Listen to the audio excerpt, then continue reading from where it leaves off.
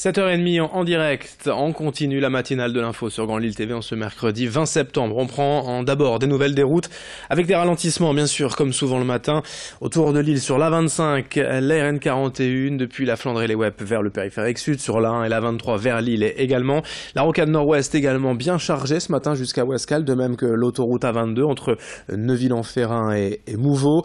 Il y a du monde aussi dans le centre-ville de la Madeleine, avenue du Général de Gaulle. Bref, les ralentissements habituel ce matin, soyez prudents et patients au volant. Et du côté des routes, ce sera plus dégagé. Aujourd'hui, il y aura bien sûr les traditionnelles perturbations nuageuses, ça n'y échappera pas. Des températures également en retrait, 17 degrés seulement à Lille aujourd'hui, mais un temps sec enfin. Pas de pluie de prévu aujourd'hui dans la région jusqu'à la métropole lilloise. Un temps sec et même ensoleillé. De belles éclaircies attendues, on en reparle juste après ce journal. À la une d'abord de cette édition, encore et toujours, l'avenir du canal Seine-Nord remis en cause. Le Premier ministre Édouard Philippe a confirmé récemment que le projet était donc mis en pause, notamment à cause de l'absence de couverture de l'emprunt d'autofinancement. Il est vrai qu'avec un coût de plus de 5 milliards d'euros, le canal est un dossier à ne pas prendre à la légère. Mais pour la région, pour la France et pour l'Europe, il permettrait de relier enfin le bassin parisien au réseau fluvial des pays du Nord. Chaque bateau pourrait transporter l'équivalent de 180 camions poids lourds. Récemment, le président de la région, Xavier Bertrand, a mis en garde quand même le gouvernement. Un coup de pression nécessaire selon lui. Les élus des petites communes attendent depuis longtemps le canal. C'est vital pour notamment le maire de Marquion. Il s'en explique au micro de Céline Nuret et de Xavier Silly. Pour la population qui nous regarde et qui est intéressée également par ce projet, vous avez dit 12 à 13 000 emplois, c'est ce qu'on attend pour la construction du canal Seine-Nord. Mais ce que je dois vous dire aujourd'hui, c'est que derrière cette construction, vous avez des plateformes qui vont s'établir, et notamment à Marquion, une plateforme qui va faire 150 hectares et sur lesquelles on a la prétention d'attirer des entreprises, que ce soit des entreprises logistiques et des entreprises de transformation. Et là, si on reprend l'ensemble du tracé, c'est pas 15 000 emplois, c'est 30 000 emplois qu'on attend, 35 000 emplois. C'est du boulot pour les gens pour nos compatriotes qui attendent dans un secteur qui a été lourdement touché par les différentes fermetures. On enchaîne avec ces images à l'occasion de la semaine européenne de sensibilisation au cancer ORL. Ce qui concerne les voies aérodigestives supérieures, lèvres, bouche, pharynx ou larynx. Plusieurs opérations sont organisées ces prochains jours dans la région. Des consultations de dépistage gratuites et sans rendez-vous. D'ailleurs aujourd'hui dans les hôpitaux Le Bois et la Louvière à Lille. Chaque année en France, près de 16 000 personnes sont diagnostiquées d'un cancer type ORL et plus de 5 000 en décèdent.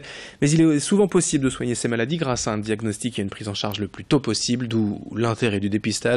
Surtout pour les fumeurs réguliers depuis quelques années. Explication au micro de Céline Nuret et de Xavier Silly. Il y a différents symptômes possibles et décelables par les patients eux-mêmes. Par exemple, des douleurs au niveau de la bouche, par exemple des taches de couleur blanches, rouges et qui persistent. Par exemple, des ulcérations comme un aphte qui ne guérit pas au bout de 3 semaines n'est pas un aphte. D'autres signes peuvent être retrouvés comme des troubles de l'alimentation. Une gêne lors de l'alimentation, lors de la déglutition.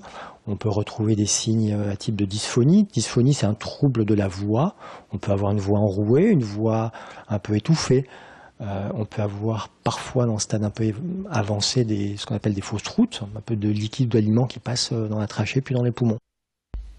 7h33 en direct sur Grand Lille TV. En bref, c'est donc officiel depuis hier midi et le stade Pierre-Mauroy de Villeneuve-d'Ascq accueillera donc la finale de Coupe Davis de tennis. 3 ans après celle perdue face à la Suisse, la France y accueillera cette fois la Belgique, autre voisin francophone, du 24 au 26 novembre, dans un stade bien évidemment en configuration Arena, 27 500 places prévues. Le toit sera fermé évidemment fin novembre et le court, lui, sera en dur. Oubliez la terre battue.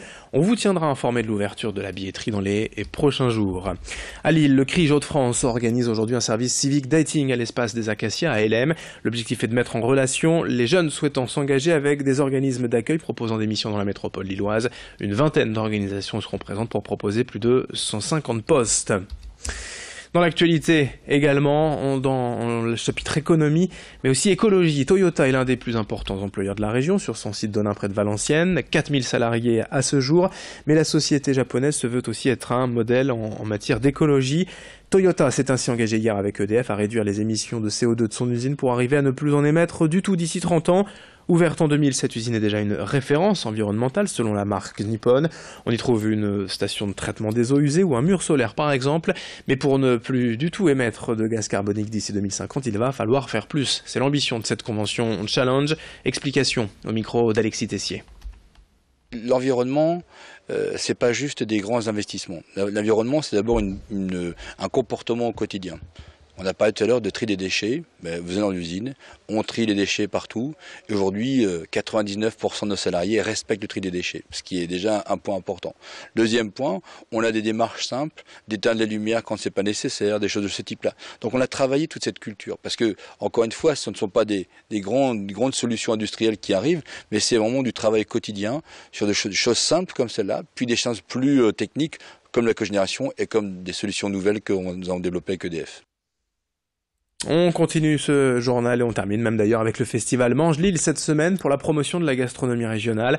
L'occasion pour les organisateurs d'aller cuisiner dans des endroits improbables, mais aussi symboliques. C'est le cas par exemple de l'Huîtrière, le fameux restaurant du Vieux-Lille fermé depuis mars 2015. Cette semaine et jusqu'à ce soir en fait, les chefs de la région, Florent Laden, Sébastien Delaborde et Michael Bror s'installent à l'Huîtrière pour faire revivre ces cuisines. Le temps de quelques services, nous y sommes allés hier pour un moment chargé de symboles. Et nous avons notamment interrogé Sébastien Delaborde.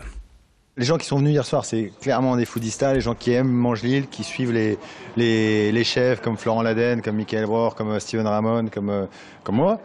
C'est des gens qui aiment manger, c'est des gastronomes, il y a des blogueurs, il y a des gens qui sont passionnés de cuisine. Et puis c'est marrant parce qu'on est ouvert un peu toute la journée ici. Il y a aussi des gens qui viennent voir le lieu de l'Huîtrière qui est fermé maintenant depuis pas mal de temps et qui regardent les faïences, qui s'imprègnent de l'endroit. Donc il y a deux types de personnes, les gens qui viennent manger, qui se régalent, puis des gens qui viennent un peu en curieux, qui regardent l'endroit. Voilà.